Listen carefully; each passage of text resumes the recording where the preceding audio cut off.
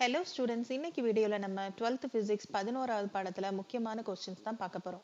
March 2020 March 2025 வரைக்கும் இந்த பாடத்தில் இது வரைக்கும் பப்ளிக் எக்ஸாமில் எந்த கொஸ்டினுமே கேட்டதில்லை. ஆனால் காலாண்டு அரையாண்டு பரீட்சைக்கெல்லாம் இந்த பாடத்துலேருந்து கேள்வி வந்திருக்கு. அப்போ இனிமே கேட்க மாட்டாங்களா, எதுக்கு படிக்கணும் அப்படின்னு கேட்டால் அதை உறுதியாக சொல்ல முடியாது. இனிமே வந்தாலும் வரலாம்.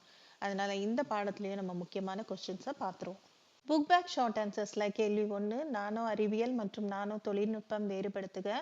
கேள்வி 3 இயற்கையில் உள்ள நானோ பொருட்கள். இது படிக்கிறதுக்கு ரொம்ப ரொம்ப ஈஸியா இருக்கும்.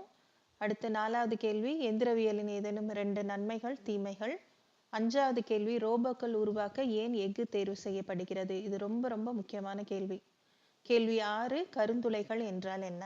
5 மார்க்ஸ்ல கேள்வி 1 பல்வேறு துறைகளில் நானோ பொருட்களின் பயன்பாடுகள். இந்த கேள்விக்கான ஆன்சர் பேஜ் நம்பர் 260 இருக்கு. இதுல 12 தலைப்புகள் கொடுத்திருக்காங்க. நம்ம இவ்வளோ எழுதணுங்கிற அவசியம் இல்லை. ஏதாவது 5 தலைப்பு ஈஸியா இருக்கிறத செலக்ட் பண்ணிக்கோங்க. அதே மாதிரி ஒவ்வொரு தலைப்புலையும் நிறைய பாயிண்ட்ஸ் கொடுத்திருக்காங்க. இவ்வளோ பாயிண்ட்ஸ் எழுத வேண்டியதில்லை. ஒரு தலைப்புக்கு கீழே 2 பாயிண்ட் எழுதினா போதும். அப்ப 5 தலைப்பு, ஒவ்வொரு தலைப்புக்கும் 2 பாயிண்ட் எழுதுங்க. இந்த கேள்விக்கு 5 மார்க் நிச்சயமா வாங்கிடலாம். கேள்வி 2 நானோ பயன்படுத்துவதால் ஏற்படக்கூடிய தீய விளைவுகள். இது ஒரு 3 மார்க்ஸ் கேள்வி. இந்த கேள்விக்கான ஆன்சர் பேஜ் நம்பர் 261 இருக்கு. இதுல ஒரு 3 பாயிண்ட்ஸ் மட்டும் நம்ம மார்க் பண்ணிக்கலாம். ஃபர்ஸ்ட் பேரால பாருங்க, லாஸ்ட் சென்டென்ஸ் அவை உயிரினங்களின் மேற்பரப்பினுள் எளிதாக உறிஞ்சப்படலாம் அல்லது உடலின் திசுக்கள் மற்றும் நீர்மங்களில் நுழையக்கூடும்.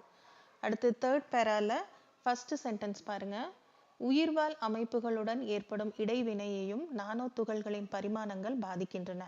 அதே பேரால லாஸ்ட் 2 லைன், உள்ளிழுக்கப்பட்ட நானோ துகள்கள் இரத்தத்தை அடைய இயலும், மேலும் இவை ஈரல், இதயம் அல்லது இரத்த செல்கள் ஆகிய உறுப்புகளையும் அடையும் வாய்ப்பு உள்ளது.